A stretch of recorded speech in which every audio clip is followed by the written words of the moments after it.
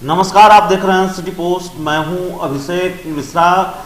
कल 23 फरवरी है और 23 फरवरी से नेता प्रतिपक्ष तेजस्वी यादव बेरोजगारी हटाओ यात्रा पर निकलने वाले हैं। तेजस्वी यादव की बेरोजगारी हटाओ यात्रा से पहले जो जेएनयू छात्र संघ के पूर्व अध्यक्ष हैं और सीपीआई नेता हैं कन्हैया कुमार, उनका बड़ा बयान सामने आया है। कन्हैया कुमार भी अब बेरोजगारी की बात कर रहे हैं। सीए, एनआरसी और एनपीआर को लेकर कन्हैया कुमार जनगण मन यात्रा पर हैं। पूरे बिहार में घूम घूम कर सभा कर रहे हैं। अब कन्हैया कुमार ने नारा दिया है कि नहीं चाहिए एनपीआर, चाहिए रोजगार।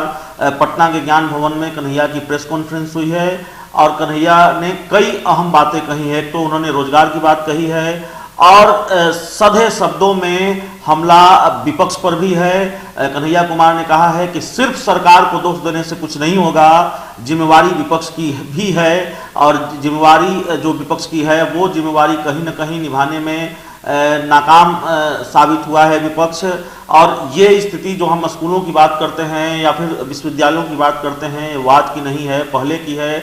तो बेहद सधे शब्दों में विपक्ष पर भी हमला है। साथ ही नियोजित शिक्षकों को लेकर भी कन्हैया कुमार ने बड़ी बात कही है। उन्होंने कहा है कि एक ही स्कूल में शिक्षकों के साथ दो तरह का व्यवहार होता है। समान काम और समान वेतन का की जो उनकी लड़ाई है, उनको संविधान बचाने के अभियान में शामिल क्यों नहीं किया जाना चाहिए। सुनिए कन्हैया कुमार ने क्या कहा है। पूरी बात हम आपको सुनवाते हैं, उसके बाद इसके बारे में बातचीत करेंगे। इस कानून को विरोध करने का तो बिहार ने जो है एक इतिहास रचा है। मुझे लगता है कि 27 फरवरी को इतिहास रचा जाएगा और पूरे देश को जो है दिशा देगा। आप कह रहे हैं कि चुनाव लड़ना उद्देश्य नहीं है, ऐसे में सिर्फ आप बिहार में ही क्यों घूम रहे हैं? देखिए बोल दिए, खैर फिर भी जवाब दे देते हैं। देखिए मीर साहब एक बात बोले हैं, इब्तदाए इश्क है रोता है क्या, देखिए आगे आगे होता है क्या। मैं यही कह रहा हूँ कि चुनाव के नजरिए से हर आंदोलन को देखने का नतीजा ये हुआ है कि आज के डेट में हमारे सामने अत्याचार और अन्याय होते रहता है और लोग सिर्फ इसलिए चुप रहते हैं कि वोट बैंक जोड़ने लगते हैं, समीकरण बिठाना शुरू कर देते हैं। अगर बोलेंगे तो इसका क्या प्रभाव पड़ेगा, हमारे समर्थक समूह क्या कहेंगे। मुझे लगता है कि इन चीज़ों से बाहर आने की जरूरत है। चुनाव तो तभी होगा ना जब संविधान का शासन रहेगा, जब लॉ ऑफ कॉन्स्टिट्यूशन वर्क करेगा, जब कॉन्स्टिट्यूशनल डेमोक्रेसी फंक्शन करेगी। और आज इसीलिए मैं कह रहा हूँ कि चुनाव से इतर जा करके कि हमारी डेमोक्रेसी कैसे फंक्शन करे, इस पे हमको विचार करना चाहिए। आप देखिए कितना बड़ा मुद्दा है कि एक तो लोगों को रोजगार मिल नहीं रहा है, जिनको मिल रहा है, जिनको मिला हुआ है, 3 करोड़ 16 लाख लोगों की नौकरियां चली गई। क्या एनपीआर और एनआरसी के साथ रोजगारों का जो ये सवाल है, जैसे शाहीन बाग बना है तो कोई बेरोजगार बाग भी नहीं बनना चाहिए। और ये सवाल सरकार से नहीं पूछा जाना चाहिए कि ऐसी नीति क्यों लाई जा रही है। एक ही स्कूल में 2 तरह के शिक्षक हैं, 2 गणित पढ़ाने वाले, जो 2 व्यक्ति को अलग अलग पेमेंट दिया जा रहा है। ये जो समान काम का समान वेतन है, क्या इसको संविधान को बचाने की लड़ाई के रूप में नहीं शामिल करना चाहिए। लेकिन अगर चुनाव के नजरिए से हर चीज को देखेंगे, चुनाव के हार जीत के नजरिए से अगर देखेंगे तो बड़ी राजनीतिक लड़ाई। और मैं तो कहता हूँ कि राजनीति से ज्यादा, राजनीतिक चीजों से ज्यादा आज नैतिक मूल्यों का प्रश्न खड़ा हो गया। इसीलिए हम चुनाव को अलग रख रहे हैं ताकि सब लोग जुड़ पाए। क्योंकि चुनाव क्या होता है ना, सीट शेयरिंग का मामला आ जाएगा, मुख्यमंत्री कौन होगा उसका कंपटीशन चलना शुरू हो जाएगा, आप ही पोल करवाने लगेगा अपने चैनल पे, तो लोग फिर नहीं आएंगे, हिचकेंगे। मैं कह रहा हूँ कि दलगत भावना से ऊपर उठ करके कॉन्स्टिट्यूशन सही तरीके से फंक्शन करे, ये प्रश्न आज हमारे सामने उठ करके खड़ा हो।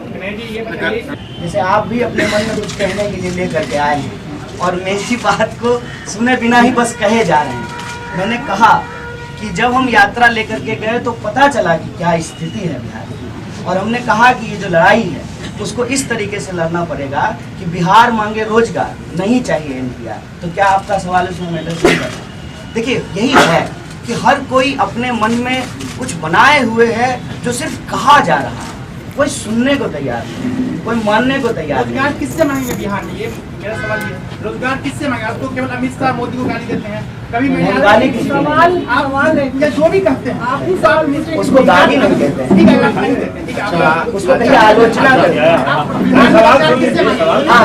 बिहार में किससे रोजगार मांगेंगे? देखिए मैंने कहा कि ये नीति और नियत का प्रश्न है। नीतियों के चलते आज बेरोजगारी पैदा हो रही है।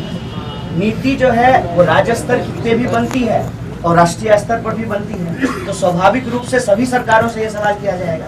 मैं तो यहाँ तक कहता हूँ कि आज जो देश के भीतर राजनीतिक परिस्थिति पैदा हुई है, विपक्ष सिर्फ सत्ता पक्ष पे सवाल उठा करके अपनी जिम्मेवारियों से नहीं बच सकता। ये स्वीकार करना पड़ेगा कि हमारी रिजीम में भी कुछ गलतियां हैं। ऐसा तो नहीं है ना कि आज जो सरकार है उसी ने बिहार के विश्वविद्यालय को तबाह कर दिया। बताइए, आपके मन में अगर बात है तो इसको ऐसे सोचिए, क्या आज जो है ग्रेजुएशन 3 साल का 5 साल में होने लगा? मैंने तो 2007 में ग्रेजुएशन किया था, तब भी 4 साल में मैंने किया। हर लोग 5 साल 6 साल में कर रहे हैं। ये आज मूलभूत सवाल है। आज लड़ाई क्या है इस बात को समझिए। लेकिन और भी यात्रा घूमते रहे केंद्र के एनआरसी या सीए के खिलाफ। सीए को नीतीश जी भी ने समर्थन किया, आपने कभी भी नीतीश जी का नाम नहीं लिया, कहीं भी नीतीश जी के नीतियों का आखिर सीए को समर्थन किया। या अगर बिहार में बेरोजगारी की स्थिति अगर आपको आज लग रही है बेरोजगारी है, आप ले रहे हैं नहीं, आपके जैसा इतना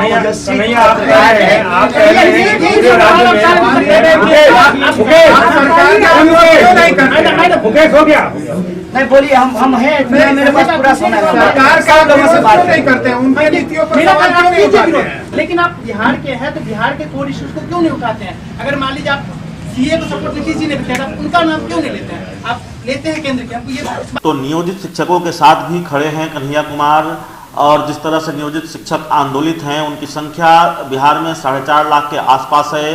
नियोजित शिक्षकों ने पहले ही ऐलान कर रखा है कि जो हमारे साथ है, हम सियासी रूप से भी चुनाव में भी उनके साथ खड़े रहेंगे।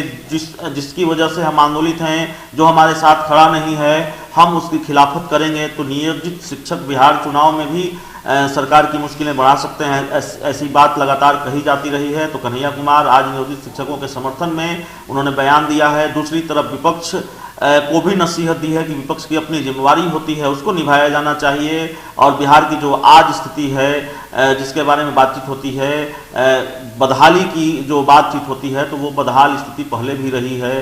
तो तमाम तरह की बातें कन्हैया कुमार ने कही है। और दिलचस्प यह है कि तेजस्वी के बाद कन्हैया भी रोजगार की बात कर रहे हैं और ये नारा दे रहे हैं कि नहीं चाहिए एनपीआर, हमें चाहिए रोजगार। कन्हैया ने जो कुछ भी कहा है पूरा बयान हमने आपको सुनवा दिया है। इस खबर में इतना ही। अगर आपको हमारी खबर अच्छी लगे इसे अपने दोस्तों के साथ शेयर करें, हमारे यूट्यूब चैनल को सब्सक्राइब करें, बेल आइकन जरूर दबा दें ताकि हमारी खबरें सबसे पहले आप तक पहुंचे।